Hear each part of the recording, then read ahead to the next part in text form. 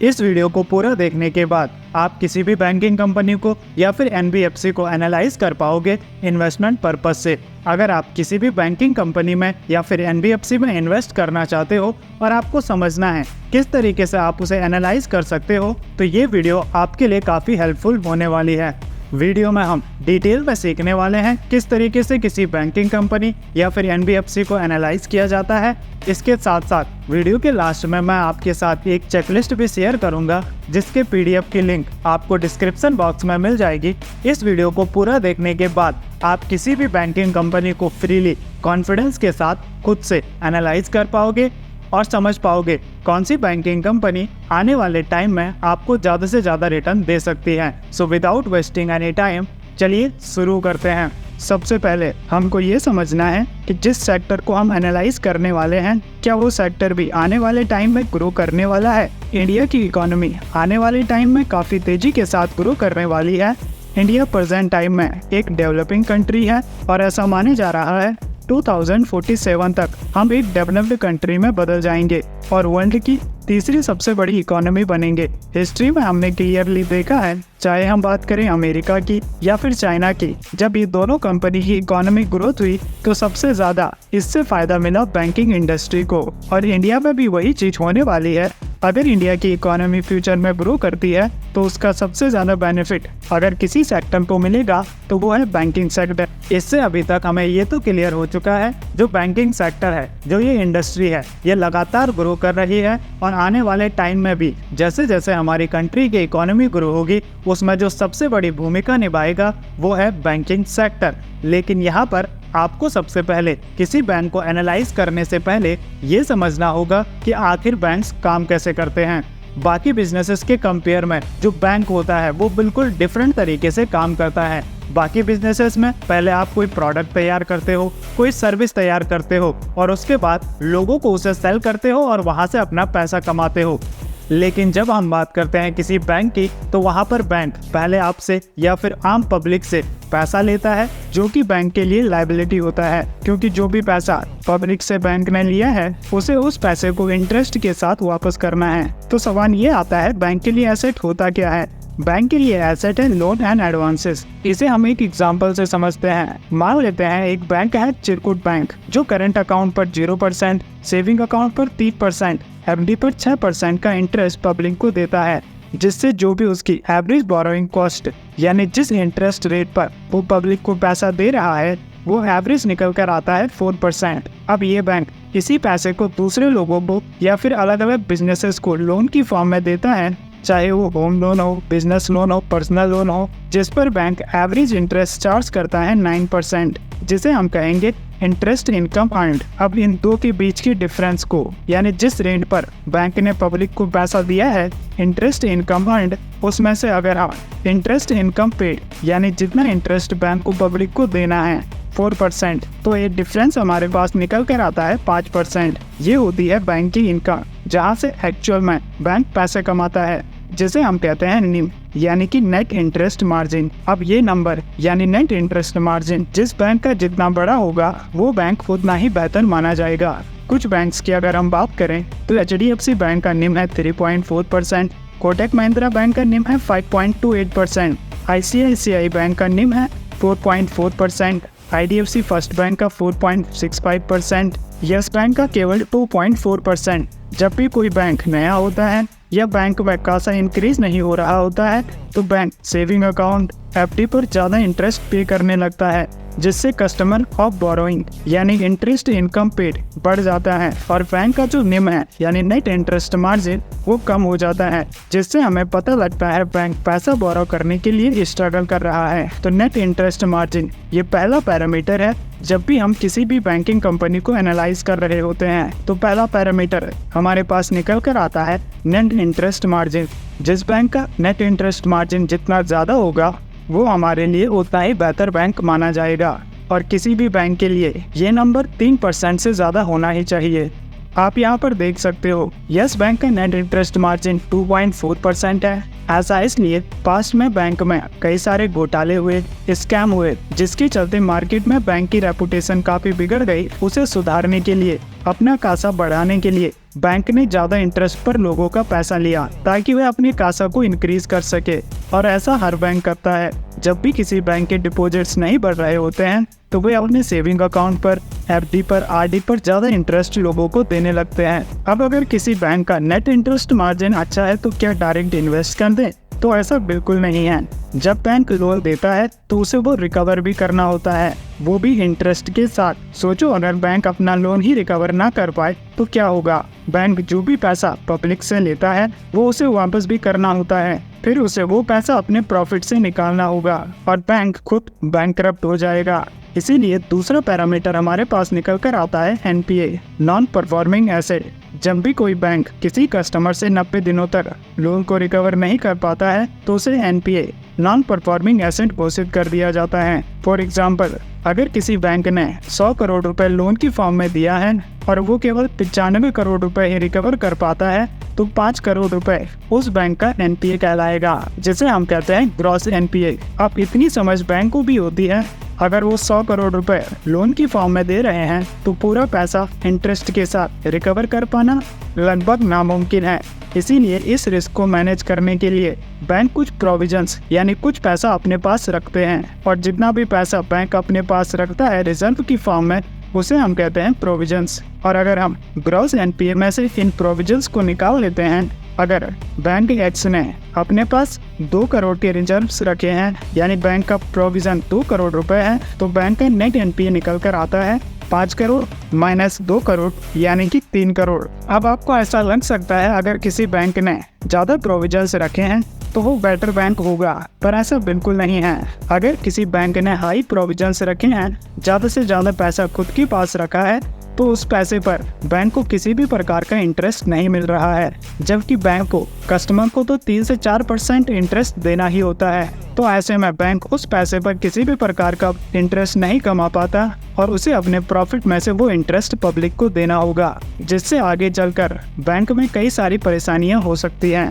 इसीलिए आपको ऐसे ही बैंक में इन्वेस्ट करना है जिसका ग्रॉस एनपीए और नेट एनपीए दोनों ही काफ़ी कम हो। ग्रॉस एनपीए की अगर हम बात करें तो ये 2.5% से कम होना चाहिए, जबकि नेट एनपीए 1.25% से कम होना चाहिए। अगर ये नंबर काफ़ी बड़ा है तो आपको उस बैंक को अवॉइड करना चाहिए। इसके अलावा जब भी आप ग्रॉस एनपीए और नेट एनपीए चेक करते हो तो आपको वहाँ पर एक चीज़ और चेक करनी है, बैंक ने अपना ज़्यादा से ज़्यादा लोन किसे दिया है। ज़्यादातर केसेस में ये देखा गया है जो भी लोन आम पब्लिक को दिया जाता है, जिसे हम रिटेल लोन कहते हैं, वो आसानी से रिकवर हो जाता है। लेकिन जो भी कॉर्पोरेट लोन होता है जो बड़े बड़े बिजनेसमैन को दिया जाता है, पास्ट में हमने देखा नीरव मोदी, विजय माल्या, इनको जो भी लोन दिया जाता है उसे कई बार बैंक से रिकवर नहीं कर पाते हैं। इसीलिए बैंक का जो रिटेल लोन है वो 80% से ज़्यादा होना चाहिए और कॉर्पोरेट लोन 20% से कम। बात करें तीसरे पैरामीटर की तो वो आता है ग्रोथ। बैंक का निम परसेंटेज अच्छा है, बैंक का ग्रॉस एनपीए और नेट एनपीए काफ़ी अच्छा है, पर क्या बैंक हर साल ग्रो कर रहा है?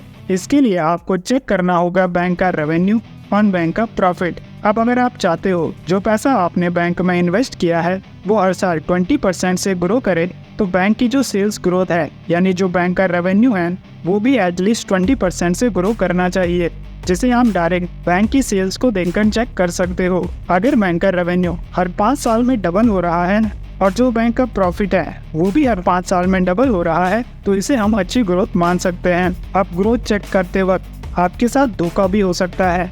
कई बार बैंक या कंपनी अपना हाई रेवेन्यू और प्रॉफिट दिखाने के लिए अपने कई सारे एसेट्स सेल कर रही होती है, जिसे वो इनकम की फॉर्म में दिखाते हैं, जबकि वो एक्चुअल में बैंक की इनकम नहीं है। बैंक की जो एक्चुअल इनकम होती है वो आती है उसकी लॉस एंड एडवांसेस से, जिसके लिए आपको चेक करना होगा बैंक का कासा रेशियो या फिर डिपॉजिट ग्रोथ, जो कि बैंक की इनकम का जेन्युइन और रियल सोर्स होता है। तो कासा रेशियो अगर किसी भी बैंक का 35% से ज़्यादा है तो उसे आप एक अच्छा बैंक मान सकते हो, जो कि हमारा चौथा पैरामीटर है कासा रेशियो। बात करें पांचवें पैरामीटर की तो ये है कैपिटल एडिक्वेसी रेशियो। मान लो आप बैंक के पास लोन लेने गए, आपके पास सारे डॉक्यूमेंट हैं, आपके पास सारी चीज़ें हैं जो बैंक को चाहिए लोन देने के लिए, लेकिन बैंक आपको लोन देने से मना कर देता है। आप पूछते हो भाई साहब मेरे सारे डॉक्यूमेंट सही है, मेरे पास प्रॉपर्टी भी है जिसे गिरवी रखकर मैं लोन लेना चाहता हूँ, फिर मुझे लोन क्यों नहीं मिल रहा है? तो ऑफिसर आपसे कहता है, देखिए सर, बैंक के पास पैसा ही नहीं है लोन देने के लिए। इसीलिए CAR यानी कैपिटल एडिक्वेसी रेशियो एक इम्पॉर्टेंट रेशियो हो जाता है जब भी आप किसी बैंकिंग कंपनी में इन्वेस्ट कर रहे हो। बैंक के पास आने वाले लोन्स को पैसा देने के लिए कितना पैसा पड़ा हुआ है, उसे हम कहते हैं बैंक का कैपिटल एडिक्वेसी रेशियो। और ये रेशियो 16% से ज़्यादा होना चाहिए। अगर बैंक का कैपिटल एडिक्वेसी रेशियो 16% से ज़्यादा है तो बैंक के पास इनफ पैसा है लोन्स एंड एडवांसेस के लिए। यह था हमारा 5th parameter, capital adequacy ratio. बात करें 6th रेशियो की, तो वो है रिटर्न ऑन एसेट। जो भी बैंक लोन देता है, बैंक उस पैसे पर कितना इंटरेस्ट कमा पा रहा है, उसे हम कहते हैं किसी भी बैंक का ROA, रिटर्न ऑन एसेट, जो कि मिनिमम 1% से ज़्यादा होना चाहिए। और ज़्यादातर केसेस में जो भी बड़े बड़े बैंक्स हैं उनके लिए ये रेशियो 1.29, 1.4 1% से लेकर 2% के बीच में होता है। अगर ये रेशियो 1% से कम है तो आपको उस बैंक को अवॉइड करना है। रिटर्न ऑन एसेट के बाद जो आपको नेक्स्ट चीज़ बैंक में चेक करनी है वो है उसका मैनेजमेंट। अब आप में से कई सारे लोग ये कह सकते हैं, हमारे पास इतना बड़ा कैपिटल नहीं है कि अगर हम किसी बैंक में इन्वेस्ट कर रहे हैं तो उसके MD एंड CEO से मिल सके। तो ऐसा आपको करने की ज़रूरत भी नहीं है। आप सिंपली बैंक का MD और CEO चेक कर सकते हो और उसके बारे में गूगल में सर्च कर सकते हो। क्या जो भी उसके चेयरमैन है, जो उसका MD एंड CEO है, उसके पास में फ्रॉड के रिकॉर्ड तो नहीं है, उस पर कुछ क्रिमिनल केसेस तो नहीं है, क्या मार्केट में उसकी रेपुटेशन गलत तो नहीं है। और ये सारी चीज़ें आपको गूगल पर मिल जाएगी। तो गूगल पर अगर आप सही चीज़ें सर्च करते हो तो आपको सारी इन्फॉर्मेशन गूगल पर ही मिल जाती है। मैनेजमेंट एनालिसिस के बाद आपको एक चीज़ और चेक करनी है, वो है क्रेडिट कार्ड ग्रोथ। जिस तरीके से पास्ट में हमने देखा HDFC इंडिया का नंबर 1 प्राइवेट बैंक बना, उसके पीछे रीज़न था HDFC ने फोकस किया रिटेल बैंकिंग पर। उसने ज़्यादा से ज़्यादा लोन रिटेल कस्टमर्स को दिए, कॉर्पोरेट लोन से खुद को बचाया और ज़्यादा से ज़्यादा करंट अकाउंट खोले, क्योंकि करंट अकाउंट पर किसी भी बैंक को 0% इंटरेस्ट देना होता है, जिसके चलते HDFC बैंक इंडिया का नंबर 1 प्राइवेट बैंक बन पाया। इस चीज़ को प्रेजेंट टाइम में लगभग सभी बैंक कॉपी कर रहे हैं, लेकिन एक चीज़ जो मुझे पर्सनली लगता है किसी भी बैंक को बड़ा बनाएगी आने वाले टाइम में, वो है उसकी credit card growth. IDFC first bank, इस पर हम पहले भी वीडियो बना चुके हैं और ये मेरा फेवरेट बैंक इसीलिए है क्योंकि अगर आप इसकी क्रेडिट कार्ड ग्रोथ देखते हो तो वो है 29%, जबकि HDFC बैंक में ये ग्रोथ केवल 20% है, SBI बैंक में केवल 12%। जब भी कोई कस्टमर क्रेडिट कार्ड लेता है और वो 45 दिन के अंदर या जब तक उसकी ड्यू डेट होती है उससे पहले अपना लोन नहीं चुकाता है तो क्रेडिट कार्ड पर उसे 45% एनुअल इंटरेस्ट रेट बैंक को देना होता है। 45%। अगर आप पर्सनल लोन भी लेते हो तो उस पर आपका जो इंटरेस्ट रेट बनता है वो है 18 to 20%। बिजनेस लोन के लिए ये केवल 15 to 16% होता है, होम लोन के लिए 11 to 12%। लेकिन क्रेडिट कार्ड पर सबसे ज़्यादा बैंक इंटरेस्ट चार्ज करते हैं 45% और कई सारे बैंक 50 to 60% भी चार्ज करते हैं। तो जो भी बैंक इस चीज़ पर फोकस कर रहा होगा आने वाले टाइम में डेफिनेटली उसे सबसे ज़्यादा प्रॉफिट मिलेगा, जो कि हमारा 8th पैरामीटर है। इसके अलावा एक पैरामीटर जहां पर ज़्यादातर लोगों को कंफ्यूजन होती है वो है डेब्ट टू इक्विटी रेशियो। जब भी आप किसी दूसरे बिजनेस को एनालाइज करते हो तो वहाँ पर डेब्ट टू इक्विटी रेशियो जितना कम होगा उतना बेहतर होता है, लेकिन बैंक के केस में ये चीज़ बिल्कुल बदल जाती है, क्योंकि जो भी पैसा बैंक कस्टमर से लेता है कासा की फॉर्म में, वो बैंक के लिए डेब्ट होता है, क्योंकि बैंक ने उसे वापस भी करना है और बैंक का मेन इनकम का सोर्स वही कासा है। तो चाहे आप किसी भी बैंक में चेक कर सकते हो, बैंक का डेब्ट टू इक्विटी रेशियो ज़्यादा ही होता है। तो आपको यहाँ पर कंफ्यूज होने की ज़रूरत नहीं है। अगर बैंक का डेब्ट टू इक्विटी रेशियो ज़्यादा भी है तो वो कोई प्रॉब्लम वाली बात नहीं है। तो आज की इस वीडियो में हमने 8 पैरामीटर की बात की। सबसे पहले नेट इंटरेस्ट मार्जिन, जो कि 3% से ज़्यादा होना चाहिए। दूसरा parameter gross NPA and net NPA। Gross NPA 2.5% से कम होना चाहिए, नेट NPA 1.25% से कम होना चाहिए। तीसरा पैरामीटर ग्रोथ, इसमें आपको रेवेन्यू चेक करना है जो हर साल 20% से ग्रो होना चाहिए और प्रॉफिट भी 20% या फिर 20% से ज़्यादा से ग्रो होना चाहिए। फोर्थ पैरामीटर कासा रेशियो, जो कि अगर 35% से ज़्यादा है तो उसे आप एक अच्छा बैंक मान सकते हो। बात करें फिफ्थ रेशियो की तो वो है CAR, कैपिटल एडिक्वेसी रेशियो। अगर ये रेशियो 16% से ज़्यादा है तभी आपको उस बैंक को कंसीडर करना चाहिए। Sixth parameter ROA, return on asset, ये नंबर 1% से लेकर 2% के बीच में होना चाहिए। इसके बाद आपको मैनेजमेंट को एनालाइज करना है, जिसे आप गूगल पर सर्च करके MD एंड CEO की इन्फॉर्मेशन निकाल कर चेक कर सकते हो। 8th parameter credit card growth, अगर ये ग्रोथ 15% से ज़्यादा है तो आप मान के चल सकते हो कि बैंक आने वाले टाइम में बेहतर वर्क करेगा। तो इस वीडियो में हमने सीखा किस प्रकार से किसी बैंकिंग कंपनी को एनालाइज किया जाता है। पास्ट में कई सारे PSU बैंक्स ने काफ़ी ज़्यादा ग्रोथ हमें दी है और कई सारे PSU बैंक्स ऐसे हैं जो प्रेजेंट टाइम में भी काफ़ी ज़्यादा अंडर वैल्यूड हैं। तो अगर आपको उन बैंक्स के बारे में जानना है और उन्हें इस मेथड से एनालाइज करना है तो उनके बारे में हम पहले ही एक वीडियो में बात कर चुके हैं, जहां पर मैंने आपके साथ 3 ऐसे PSU बैंक्स की बात की है जो प्रेजेंट टाइम में काफ़ी ज़्यादा अंडर वैल्यूड है, लेकिन आने वाले टाइम में वो आपको काफ़ी ज़्यादा रिटर्न वहाँ से दे सकते हैं। तो अगर आपने वो वीडियो अभी तक नहीं देखी है तो उसे आप देख सकते हो यहाँ पर टैप करके। मैं मिलूंगा आपको उसी वीडियो में, तब तक के लिए good bye. Keep learning, keep growing.